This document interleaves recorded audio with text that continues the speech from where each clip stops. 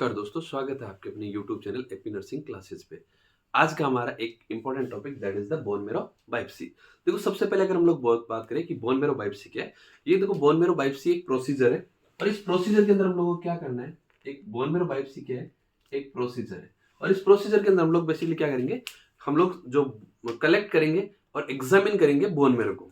हम लोग क्या करेंगे इसके अंदर, ये प्रोसीजर है, इसके अंदर हम लोग पहला काम तो करेंगे collect collect bone marrow, collect करेंगे बोन मैरो को। और दूसरा हम लोग क्या करेंगे, एग्जामिन एग्जामिन बोन मैरो। देखो बेसिकली अगर हम लोग बोले तो बोन मैरो बायोप्सी क्या है कि एक प्रोसीजर है, उसके प्रोसीजर के अंदर हम लोग क्या करेंगे, बोन मैरो को कलेक्ट करेंगे और उस बोन मैरो का एग्जामिनेशन हम लोग करेंगे। अब देखो बोन मैरो बायोप्सी के अंदर हम लोग क्या करें, देखो बोन मैरो बायोप्सी के अंदर बेसिकली हम लोग क्या करेंगे, एक नीडल यूज करेंगे to withdraw the sample of bone marrow.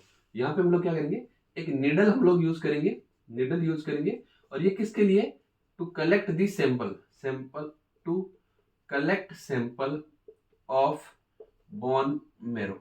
Bone marrow का सैंपल कलेक्ट करने के लिए हम लोग एक निडल यूज करेंगे। अब देखो बेसिकली अगर हमें कोई पूछे कि what are the indications for bone marrow biopsy, कि क्या क्या इंडिकेशन है या क्या क्या रिक्वायरमेंट है, तब हम लोग बोन मैरो बायोप्सी करेंगे। देखो इंडिकेशंस की अगर हम लोग बात करें, इंडिकेशंस देखो सबसे इंपॉर्टेंट इंडिकेशन हो सकता है, कोई पेशेंट है जिसको ब्लड कैंसर है, अगर सिंपली हम लोग बोले कि कैंसर ऑफ ब्लड है, कैंसर ऑफ ब्लड या ब्लड कैंसर है, ब्लड कैंसर या ल्यूकेमिया की कंडीशन है, उस टाइम हम लोग असेस कर सकते हैं।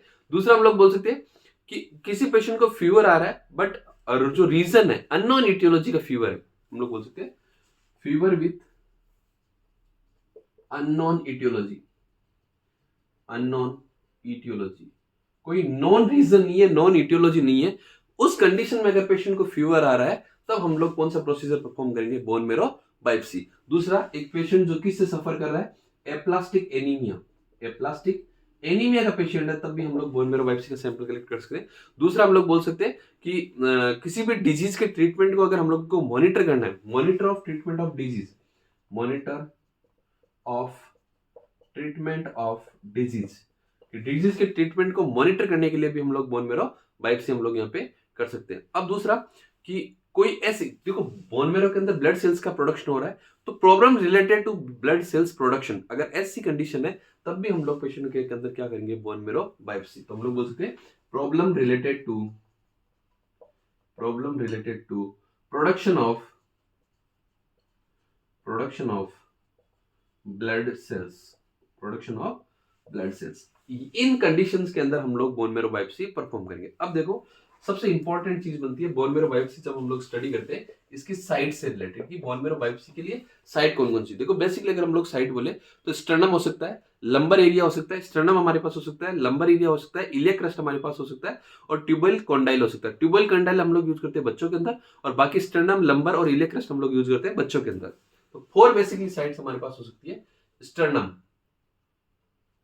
स्टर्नम हम लोग बोल सकते हैं, ये स्टर्नम उसी को हम लोग बोल सकते हैं ब्रेस्ट बोन, स्टर्नम जिसको हम लोग बोल सकते हैं ब्रेस्ट बोन। आगे हम लोग डिस्कस करेंगे इस साइड से कैसे कैसे हम लोग सैंपल लेंगे।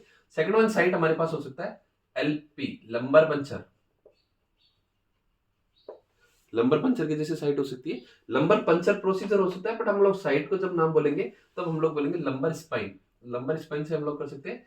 थर्ड वन हमारे पास हो सकता है iliac crust, anterior iliac crust भी हो सकता है, पोस्टीरियर इलियक क्रस्ट भी हो सकता है।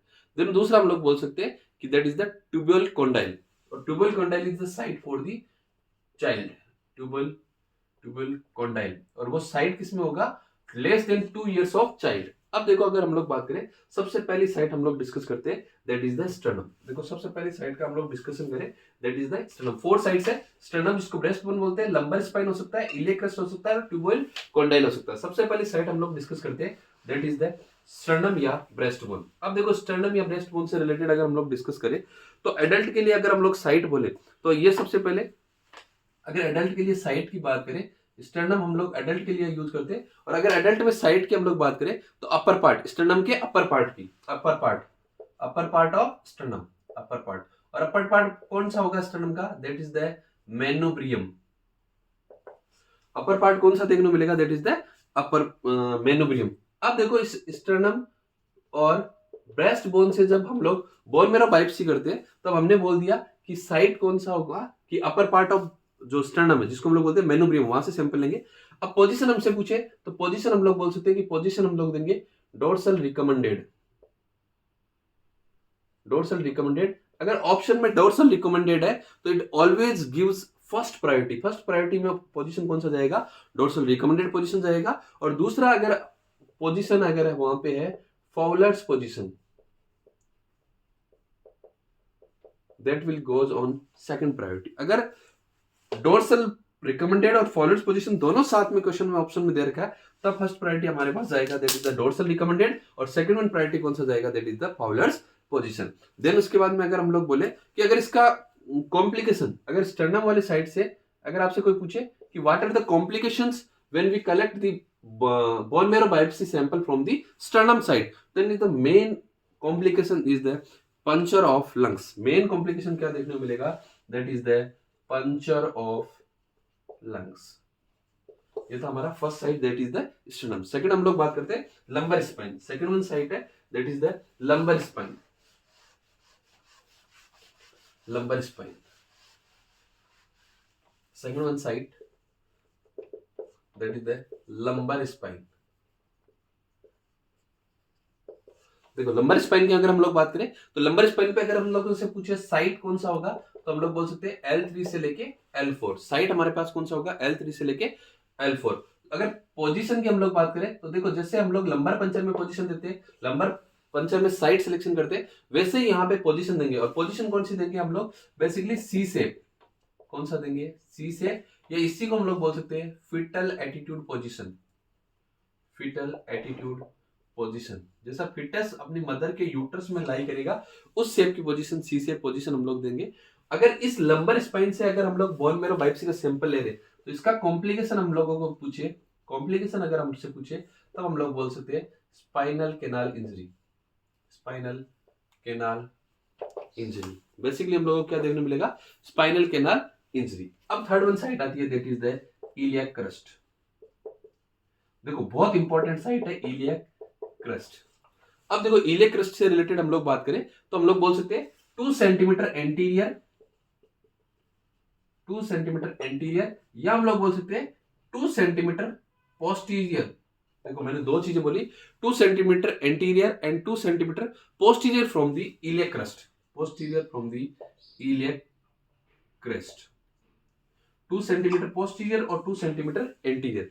अगर आपसे पूछे एडल्ट पर्सन है और ओबेज है, एडल्ट है और ओबेज है, ओबेज पर्सन है, तब साइड सेलेक्ट हम लोग करते हैं 2 सेंटीमीटर एंटीरियर। अगर नॉर्मली हमसे पूछे या मोस्ट कॉमन साइड पूछे एडल्ट के लिए लंबर पंचर में मोस्ट कॉमन साइड अगर हम लोग पूछे तब हम लोग बोलेंगे 2 centimetre posterior from the iliac crust. देखो अगर मोस्ट कॉमन साइड पूछे तब आंसर जाएगा 2 centimetre posterior from the iliac crust. अगर ओबेज पर्सन है एडल्ट है तब हम लोग साइड कौन सा बोलेंगे, 2 सेंटीमीटर एंटीरियर। अब देखो पोजीशन की अगर हम लोग बात करें, अगर इसमें पोजीशन आपसे पूछे, देखो पोजीशन से रिलेटेड अगर हमसे क्वेश्चन पूछे तो हम लोग बोल सकते हैं अनअफेक्टेड साइड पोजीशन देंगे, lateral on unaffected side, lateral position देंगे पेशेंट को और अनअफेक्टेड साइड,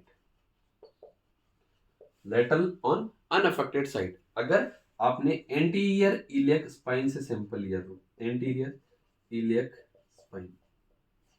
दूसरा अगर हम लोग बोले कि इंटीरियर इलियक क्रस्ट और पोस्टीरियर इलियक क्रस्ट से लिया है, अगर सैंपल आपने लिया है पोस्टीरियर इलियक क्रस्ट से सैंपल ले रहे हो तब हम लोग पोजीशन कौन सी देंगे पेशेंट को, तब हम लोग पेशेंट को पोजीशन देंगे प्रोन। कौन सी पोजीशन देंगे, प्रोन पोजीशन पेशेंट को हम लोग देंगे। और कॉम्प्लिकेशन आपसे पूछे तो कॉम्प्लिकेशन क्या देखने को मिलेगा, ब्लीडिंग। कॉम्प्लिकेशन क्या देखने को मिलेगा, ब्लीडिंग।